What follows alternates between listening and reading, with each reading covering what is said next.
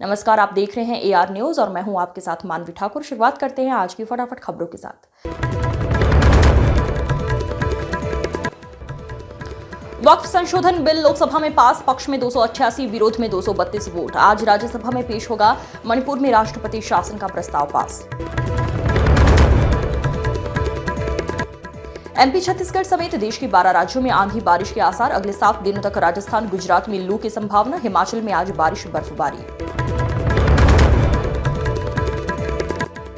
Morning news brief. वक्फ bill Lok Sabha में pass, Owaisi ने बिल फाड़ा। गुजरात में जगुआर प्लेन क्रैश, मारुति कारें महंगी होंगी और भी बहुत कुछ। शिवाजी महाराज ने देश के आक्रमणों के चक्र को तोड़ा। मोहन भागवत बोले, उन्होंने आक्रमणकारियों से हार की परंपरा का समाधान निकाला, इसलिए युग पुरुष है। गुजरात में फाइटर जेट क्रैश, एक पायलट की मौत, दूसरा गंभीर घायल। जामनगर की बाहरी इलाके की घटना, प्लेन के कई टुकड़े हुए, आग लगी। शाह बोली, वक्फ बिल चोरी के लिए नहीं, गरीबों के लिए। एक मेंबर कह रहे अल्पसंख्यक स्वीकार नहीं करेंगे, ये सरकार का कानून मानना पड़ेगा।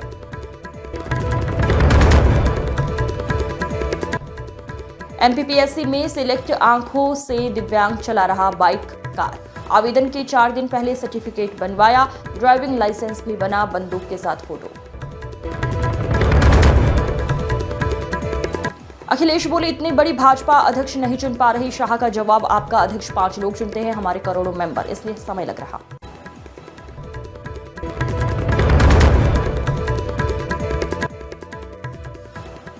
ऑर्गन डोनेशन पर सरकारी कर्मचारियों को 42 दिन की छुट्टी। गवर्नमेंट डॉक्टर की मंजूरी लेनी होगी। अंगदान को बढ़ावा देने के लिए केंद्र का फैसला। रीवा गैंग रेप केस के 8 दोषियों को उम्र कैद, 5 महीने 12 दिन में फास्ट ट्रैक कोर्ट का फैसला। पति को बंधक बनाकर दुष्कर्म किया था।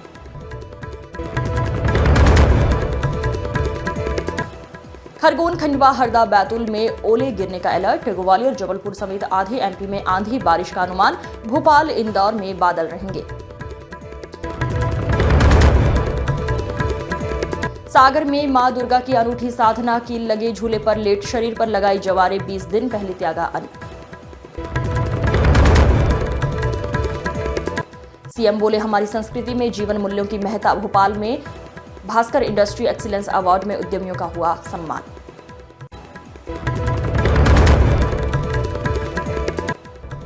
कहां शादी करें, कहां ना करें। मध्य प्रदेश समेत 17 राज्यों के 16 लाख लोगों में शादी एक समस्या।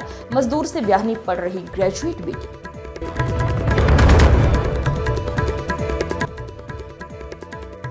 आज पेश होगा इंदौर का 8,000 करोड़ रुपए का बजट। नए टैक्स नहीं लगेंगे, नया पोर्टल शुरू होगा, खेलों को मिलेगा ज्यादा फंड। 4,000 किलोमीटर चाइना ने ले लिए हैं और हमारे फॉरेन सेक्रेटरी उनके एम्बेसडर के साथ केक काट रहे हैं। 20 जवान शहीद हुए थे, उनकी शहादत की सेलिब्रेशन हो रही है केक काटकर। अब हम नॉर्मलसी के खिलाफ नहीं हैं, मगर नॉर्मलसी से पहले स्टेटस को होना चाहिए।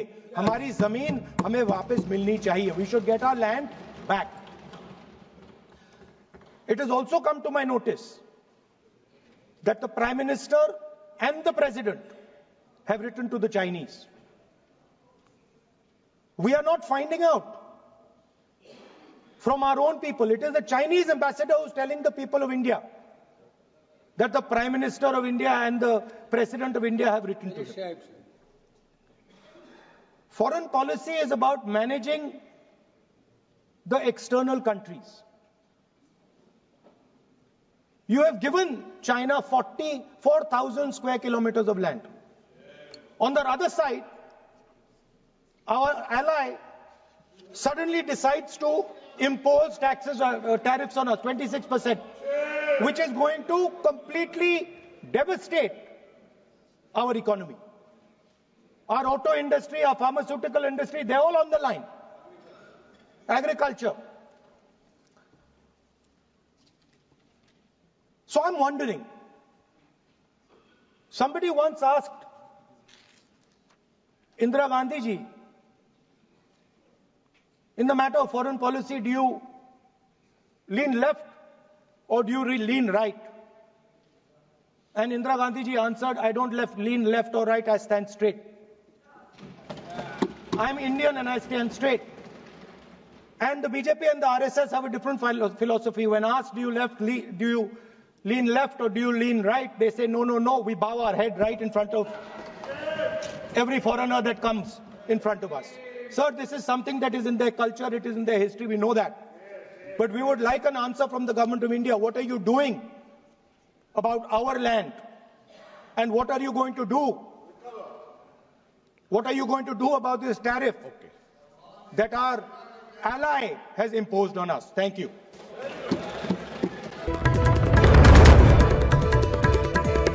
जबलपुर के सिविक सेंटर में महिला कांग्रेस ने 33% महिला आरक्षण लागू करने की मांग की है। महिला कांग्रेस नगर अध्यक्ष कमलेश यादव के नेतृत्व में सैकड़ों कार्यकर्ता इकट्ठे हुए और जमकर नारेबाजी करते हुए प्रदर्शन किया। इस दौरान महिला कांग्रेसियों ने महिला आरक्षण लागू किए जाने महामहिम राष्ट्रपति द्रौपदी मुर्मू के नाम ज्ञापन सौंपा। महिला कांग्रेस अध्यक्ष कमलेश यादव ने कहा कि केंद्र सरकार के द्वारा महिलाओं को लेकर 33% आरक्षण दिए जाने का बिल पास तो कर दिया गया, लेकिन आज दिनांक तक महिला आरक्षण सरकार ने लागू नहीं किया, जबकि इस देश के विकास में जितनी भूमिका पुरुषों की है उतनी महिलाओं की भागीदारी भी है। आज महिलाएं हर फील्ड में कंधे से कंधा मिलाकर पुरुषों के साथ चल रही हैं। उसके बावजूद केंद्र सरकार क्यों महिला आरक्षण पारित होने के बावजूद लागू नहीं कर रही है, ये एक बड़ा विषय है। इसलिए महिला कांग्रेस ने राष्ट्रपति के नाम ज्ञापन सौंपते हुए 33% महिला आरक्षण लागू किए जाने की मांग की है। सरकार होश में आओ, होश में आओ, होश में आओ। भैया ओ भैया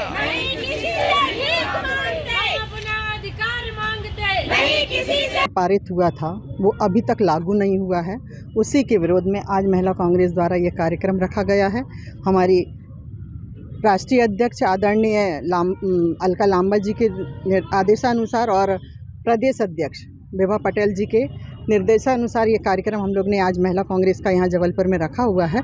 और जिस तरह से आप देख रहे हैं कि देश में आधी आबादी महिलाओं की है और आधी आबादी की भागीदारी महिला है, और फिर भी अभी तक ये आदेश अभी लागू नहीं हुआ है। उन्होंने पारित तो कर दिया है, चाहे वो बीते दिनों रांझी थाने में चर्च के फादर डेविड पर हुए हमले के विरोध में युवक कांग्रेसियों ने बुधवार शाम 5 बजे रांझी थाने का घेराव करते हुए दोषियों पर कार्रवाई की मांग की। दरअसल बीते 3 दिन पहले धर्मांतरण के शक में हिंदू संगठन के द्वारा मंडला से भरकर आई बस को रांझी थाने में रोककर पुलिस को सूचना दी गई। इस दौरान हिंदू संगठन के कार्यकर्ताओं के द्वारा मौके पर उपस्थित फादर डेविड से मारपीट की गई, जिसको लेकर युवक कांग्रेसियों ने कार्रवाई की मांग की है। ना बीजेपी ना कांग्रेस का पुलिस प्रशासन एक निष्पक्ष कार्य करता है। आपके पास आना था, कोई प्रूफ उनको लेकर आना था और विभिन्न धाराओं के तहत उन पर कार्रवाई करनी थी। अगर गलत हो रहा था तो गलत नहीं हो रहा था, ना केवल वो उनके हाथ में दे दिया था।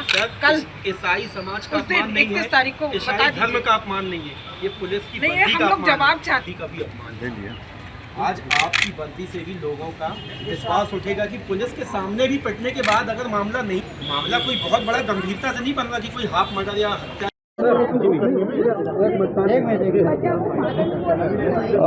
आज युवक कांग्रेस और कुछ अन्य संस्थाओं के लोग यहाँ पर एक ज्ञापन के संबंध में उपस्थित हुए थे, जिसमें क्रिश्चियन समाज के फादर के साथ अभद्र व्यवहार और धक्का मुक्की का जो इंसिडेंट हुआ था उसके संबंध में। उसके संबंध में हमने इनके जो ज्ञापन प्रस्तुत किया है, पूर्व में भी शिकायत है, तो उसमें संज्ञान ले रहे हैं और फादर और अन्य जो लोग साथ में थे उनको संपर्क स्थापित कर शीघ्र ही उसमें जो भी वैधानिक जांच होगी वो करके आगे वैधानिक कार्रवाई की जाएगी। आज जबलपुर युवक कांग्रेस द्वारा रांझी पुलिस थाने का घेराव किया गया, और घेराव सिर्फ इसलिए किया गया है कि आज जिस तरीके से पुलिस की व्यवस्था इस शहर में है, अपने आप में पुलिस थाना सवालिया निशान खड़े कर रहा है।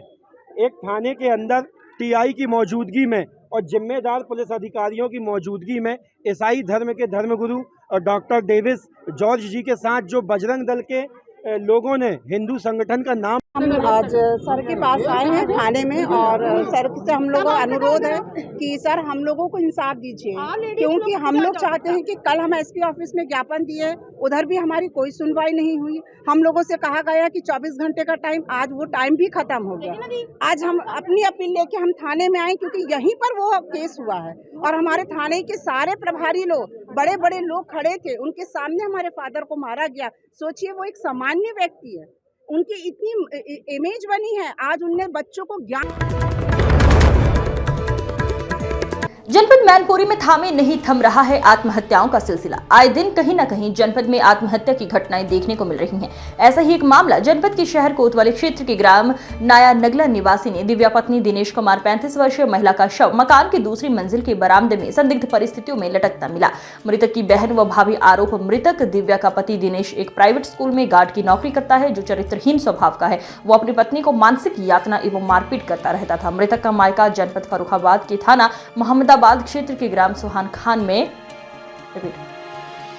एवं मारपीट करता रहता था। मृतक का मायका जनपद फर्रुखाबाद के थाना मोहम्मदाबाद क्षेत्र के ग्राम सुहान खान में था। परिजनों का आरोप है कि मौत हो जाने के बाद भी ससुरालियों ने मां के पक्ष को कोई भी सूचना नहीं दी। घटना को लेकर मृतक की भाभी एवं बहन का क्या कुछ कहना है, देखें ये रिपोर्ट।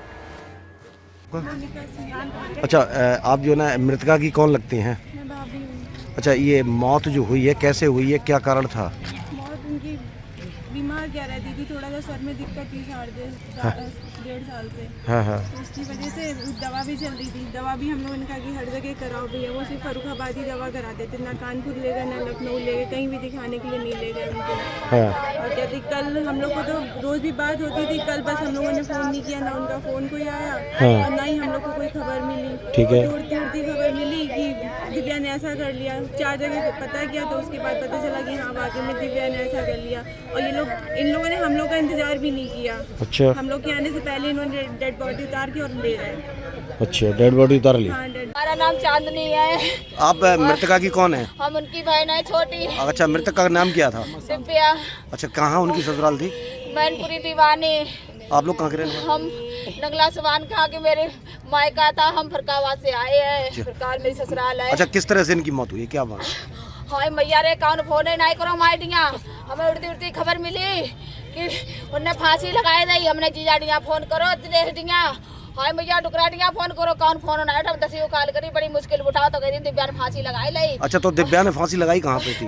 दिव्या ने गेट में लटकाए दो मार के, पैर उनके जमीन में रखे ऐसे। हाय मैया किचन गेट है तो हम लोग आए, छत चढ़ के देखन गए, इनके देव नफसेका हम लोग हाथ धक्का मार बजाए दो, गेट कुंडी लगाए दी कि ये सबका करना है, नीचे जाओ। दिव्या के कितने बच्चे हैं? भैया दिव्या के 3 बच्चे हैं। अच्छा, दिव्या कोई क्या बीमारी से पीड़ित रहती थी क्या? कोई बीमारी बीमार नहीं रहती थी वो। तो उनके साथ मारपीट बीमार नहीं थी वो, सिर्फ पति क्या मारपीट करते थे, बहुत टॉर्चर करते थे।